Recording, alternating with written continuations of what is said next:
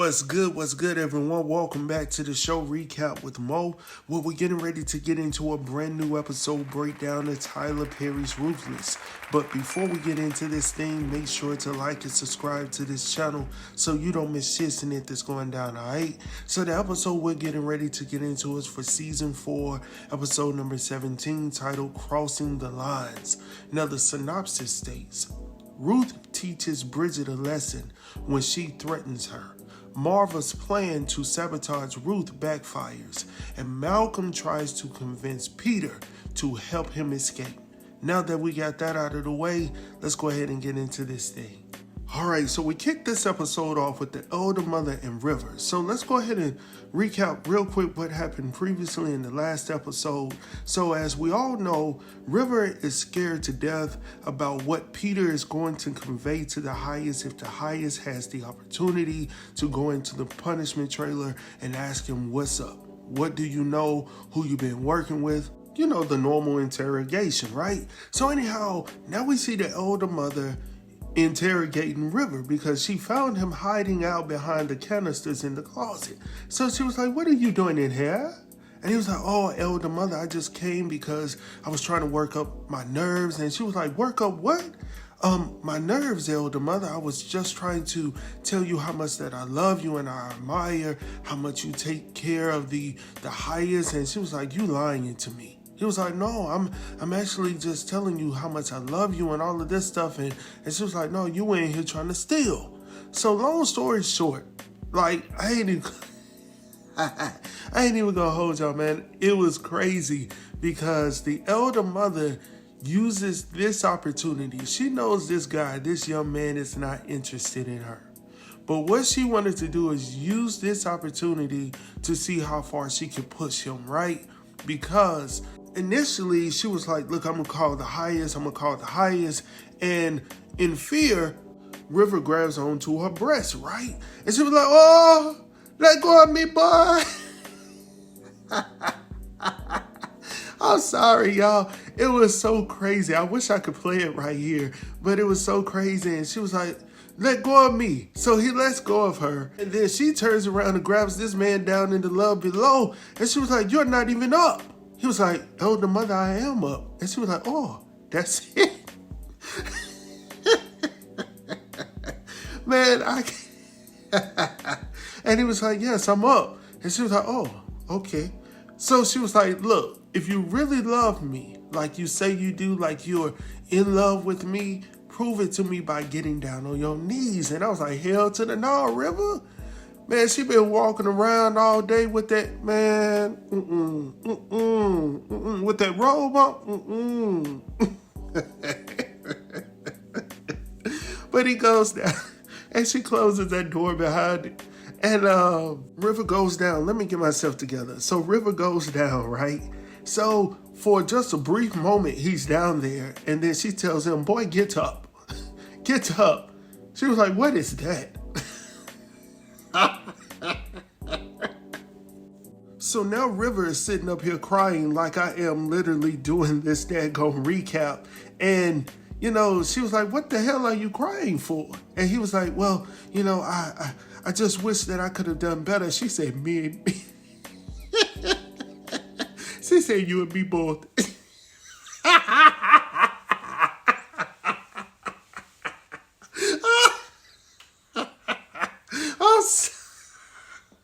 Oh, let me get myself together. Hold on, y'all. Hold on. Yeah, I'm back. I promise y'all I'm going to keep straight. I'm going to keep straight right here on out. So anyhow, to continue forward, man, so we head back over to the sheriff's office where we see Desiree and Kyle. Now, Kyle is still in his feelings right now because he just found out that his girl is for the streets. I'm just saying. Just in layman terms, all right? So he wants to come in and he wants to apologize to her for how he was acting and how he responded to the news that, you know, he received from Andrew, right? So he asked about Mark, you know, still being back there with the sheriff. And she was like, yeah, he's definitely still back there. And he was like, well, do you think that, you know, this is going to go well? Because obviously there was a situation that went down prior to where we are now, and it didn't go too well. It didn't go over too well, so they're just hoping for the best.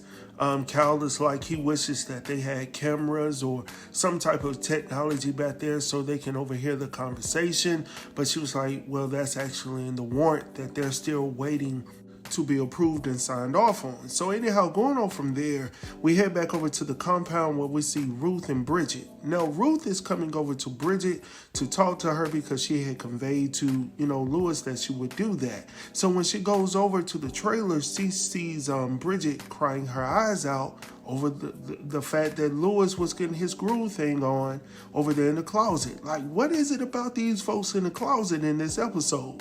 First River, now Louis in the closet, now all of a sudden Bridget's about to be...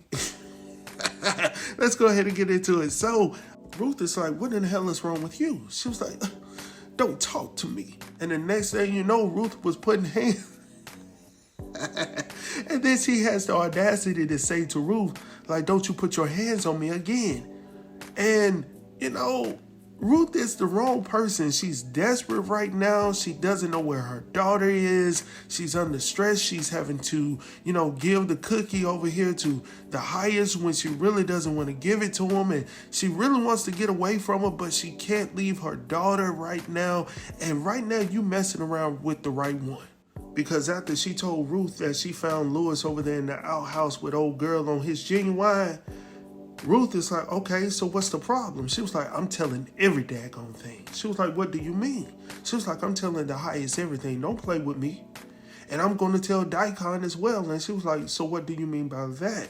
Do you think they're going to believe you? She was like, yeah, he's definitely going to believe me. So I was like, uh-oh. And I'm like, so what you going to do, Ruth? Ruth looks at the television screen and she was like, hold on, wait a minute, just watch this. She goes to kicking and stomping and all of this stuff, Bridget down on the ground and all of this, and all of a sudden here comes Louis. What's going on with y'all? Y'all need to calm down. Y'all need to stop all of that. She was like, oh, hell no, you're a little bit too late for that. Bring her ass to the trailer. She dragging her across the way, man. Ain't nobody coming to her defense, not even Louis. Louis ain't doing nothing but walking over there with him. And I was like, daggone. So anyhow, she takes her to the trailer, ties her up, does what she does to her. We'll talk about that in a moment. So while we're talking about the trailer people, let's go ahead and talk about Malcolm and Peter. Now, Malcolm is still trying to get Peter to switch sides at this moment. He's attempting to scare him into turning on the highest because old girl is next door in the other trailer talking about Sister Ruth. She got old girl tied up and she going in on her with whatever object she got, right? So she going in, you can hear it from the other trailer. And he was like, well, that's going to be you next. You know you don't want to go through that. Go on and get me up out of here. We'll be good. We got all these daggone tools over here. We're going to be good. We can overpower these people, right? Peter's like, no, man, you're not going to get me out of here. So he's slowly changing his mind. Slowly, he's getting to him, right? So anyhow, going on from there, next we see the highest and the crew. Now, the highest is growing impatient at this moment because of the length of the trip. He wants to know, why is it taking so daggone long? I'm ready to get back home to my people. The highest, notices that something isn't right with Joan. Now, in the previous episode, what's his name? Viacom had brought to her attention on a computer device this existing account that he didn't know about. So he's asking her about this account. She conveys to him that the account that he's asking of is actually an account that belongs to the cartel. So he was like, so if I go into the system, that's what it's going to show. She was like, yes. So anyhow, getting back to where we are in this story, the highest notices that something is right. So he's like, Joan, are you all right? Have you been crying? She was like, yes, your highest. Yes, I have. And of course, the highest is like, he wants to know what's going on. Why are you so sad at this moment? Like, we just got paid, right? And of course, Viacom is sitting over there to the side like, you better not say nothing. And he's speaking through the eyes. You know how people open their eyes wide, like, Yeah, So he's looking at her, she's looking at him. He's looking at her, she's looking at him. She was like, no, your highest, I'm just so sad. I just want to make sure that I'm appeasing you, that I'm pleasing you, your highest. And I just need to know that. And he says, yeah, you are. Just calm down. You're pleasing me. So I'm like, what? So it's crazy to me because Joan is playing these folks, and I'm like, man, y'all ain't seen one tear, not one daggone tear fall down her face. Not one. I ain't seen it on the previous episode. I ain't seen it on this one. Good job. Kudos to her for playing the field, man. I just don't know. Anyhow, moving on from there. What happened after that? Oh yeah, we headed over to the compound where we see Lacey and Zane. Now they're conversing and folding clothes. What a perfect combination, right? And it helps the time go by. So Lacey asks, Zane, has she had the opportunity to speak to Manny? She was like, yeah. She was like, all right, so what happened? She was like, well, he really didn't want to talk to me. Lacey was like, darn, you must have did him in good. She was like, I did. And she was almost happy about it. So I was like, maybe I need to take my words back from the previous episode. I thought that it was going to be, a situation. Maybe they're going to be distant lovers. Maybe. Instead of what I put out there, I thought they were going to be much more like Prince with Adore, But unfortunately, it looks like they're going to do a little Marvin Gaye. Distant lovers, lovers. Lovers, lovers, lovers. Y'all heard that echo? Man, I'm crazy tonight. So anyhow, I guess they're going to be more like distant lovers because Manny ain't trying to fool around with her. His love below is all cut up. And if he gets aroused, he already done told her it hurts. So I don't know what they can do. She talking about, what I need you to do, you won't need what you got. I'm like, hold on, wait a minute. So what type of transaction is this? What we about to do? What, sit down and have a nice little card game of Uno? Is that what we're about to do? So anyhow, from there, while they're in the middle of their conversation, up walks Laura. Now, Laura is super excited because she's just found out the best news possible about her husband, Aaron, who has gotten away. All right. So, she conveys to them that, hey, he got away. Everything is good. I'm quite sure that he's called his father. Y'all just don't know. He's the senator's son. All of this stuff. Woo, woo, woo. So everything is good. Lacey is feeling good. But Zane ain't feeling good. So they was like, okay, so what's the problem, Zane? Like, why aren't you excited? She was like, well, if he went to the sheriff, the sheriff is in on this as well. She was like, well, I'm quite sure that he still called his father, which he did. But the issue is he told his father that everything was good, but you were not privy to that conversation because you were under the influence. So you didn't know what he had told him, right? Because you were not there. So anyhow, moving on from there, she's feeling good. Everybody's feeling good. They think they're getting out the neighborhood, but they're going to have to wait a while. And actually, since we're talking about somebody waiting a while, we see Louis, who has been waiting for quite some time right now for Ruth or somebody to come up out of the punishment trailer. It ain't Bridget. We know that for daggone sure. So obviously, Ruth comes out. He was like, now, was that necessary? She was like, well, unfortunately, if you would have kept your love below in your pants, we wouldn't even be having this discussion right now. Everything would be good. But I'm warning you right now, she's best to stick to the plan. He was like, she will, she will, she will. She was like, well, for your sake, I hope that she does. And if she has a bullet in that boom boom, because, Bridget is part of the plan. She's supposed to place it up against Ruth, her head or whatnot. And she was like, if she got something in that chamber, what you gonna do, Ruth? If she got it in the chamber, it's a little bit too late. It's a little too late at that point. So anyhow, from there we see Ruth and River. So as Ruth is leaving from the trailers, she runs into River, who still has this look on his face of disgust because of what he just went through with the elder mother supreme, all right? So, when he gets to her, he was like, look, I can't even explain what's going on with me. So she was like, what's good? Like, open your daggone mouth. See, that's the problem, Ruth. He don't want to open his mouth. So he goes on to convey to her that, the elder mother caught him in the closet in the kitchen. So, of course, he had to lie his way out of it. And part of the issue is his lie didn't work. It didn't work at all because he's still going to be in trouble one way or another. So anyhow, she was like, so did she come on to you? He was like, yes, she did.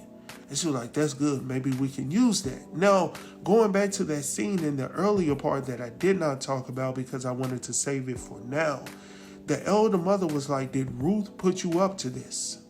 And he said, no, because in her mind, she knows that if, River or somebody is attached to her in some type of way sexually or something like that, and that gets back to the highest, that he will punish her as well. And she does not want to end back up in that punishment trailer as she did previously, right? So going on from there, before River ends the conversation with Ruth, he tells her that, he overheard the elder mother screaming and yelling within the trailer, talking about there would be no baby, I'm going to get rid of the baby, forget her, and all of this good stuff, right? So she was like, okay, I'm going to go ahead and head over there and talk to her myself, because she's talking about getting rid of the pregnancy, right? Because she believes that Ruth is pregnant. I still believe that the elder mother does not believe that she's pregnant at all.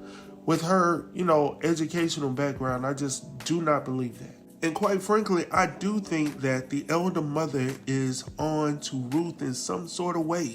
I just can't put my finger on it, but I feel like she knows something. And then she has eyes everywhere, people coming to tell her about things, just as she stated to Bridget earlier that I've heard. So people are talking, the streets are talking, right? So anyhow, going on from there, we head back over to the sheriff's office where we see Mac has decided to go and see Andrew locked up, right? And Sheriff Conley is like, so why mess up a good thing? Like, he's not saying anything. Like, why go back there? Why even stress yourself out about it? For you to be an FBI agent, you sure are nervous. You know what I'm saying? And, Mac is like, no, I'm definitely having an issue with this right now, and I need to go see what's on his heart and what's on his mind. So he goes out to the desk to see Cal to inform him that he's actually going back there to speak to Andrew because he's still pissed off about it. He's still feeling some type of way about it, right? So Cal is like, so do you need me to go back there with you? He's like, no, I'm good, because I don't need you in my business. So anyhow, when Matt goes back there to see Andrew is actually glad to see him. He was like, look, Matt, you got to get me up out of here, man. Like, there's a lot of people that's going to die if they decide to go off in here and do all of these things at the compound. Like, there's a lot of people that are going to be hurt, and there are some good people up there. And he was like, they're just brainwashed. They're afraid of the highest. And Mac is like, you mean Tyrone? So right there, let me stop right there. I do think that Andrew has fallen to the Raku. And it's hard being an investigator, being undercover, because you have to get so deep. You have to really get dig deep into your character. And oftentimes I've read where people have been in characters for so long and they try to get out of that character once the movie is over. It's hard. It's hard because you've been studying, you've learned this character, how they talk. Like, we're going to talk about Shirley over the weekend because the way that, she was able to bring that character to life, the mannerisms, the voice and all of that stuff, the way she looked, the way she walked, I was like, this is crazy, right?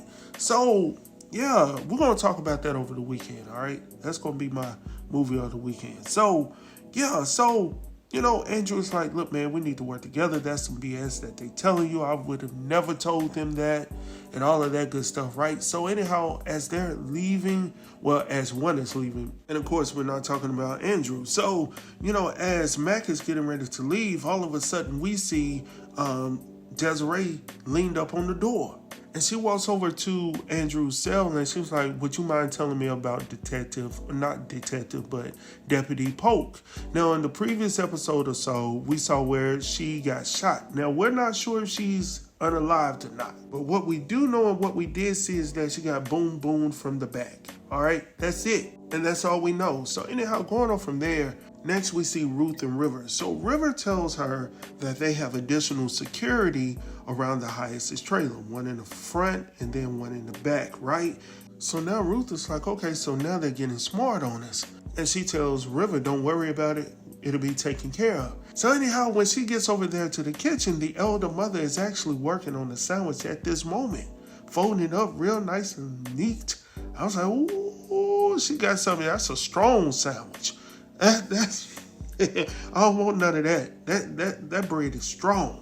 And she was like, well, I actually made you a sandwich. I was really feeling bad about how everything went down. Are you hungry? And Ruth, accepts the sandwich from her, and then she asks her, did she want something to drink? And Ruth is like, I'm just so saddened that, why is it that we always go at each other's necks? And she was like, I was simply wondering the same thing.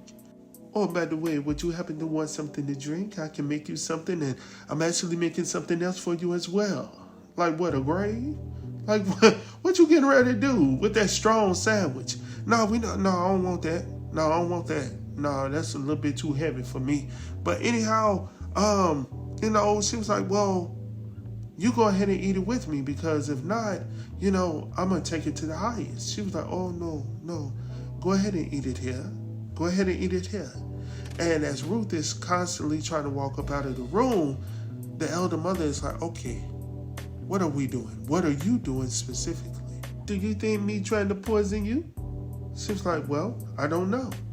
But, the highest and I, we love to split our sandwiches and our food together. So she was trying to throw that up in front of Marva's face as well. But, Marva's like, okay, do what you're going to do. I don't think he's going to like it. But I can make a larger plate. I can make a larger sandwich. Woo, woo, woo. So anyhow, this was the crazy part for me, because once Ruth came out there trying to deliver that little small-ass sandwich over there to the highest so they can split it or whatnot, the elder mother had beaten Ruth over there. What'd she do? Go change clothes? And I'm like, it ain't no way in heck that I'm going to sit up here and let this woman beat me to the front porch of the highest. Not her, not today, but she does. So anyhow, while they're sitting up there going back and forth about a daggone sandwich and a plate of food, here comes the highest. Now the highest is pulling in through the gate of the compound, and everything seems good and strong because our leader has came back and everything is good. But there's yet one problem. And I'm like, no, because we all want to know what's going to happen to the sandwich. That's the dilemma. Are you going to eat the sandwich or not?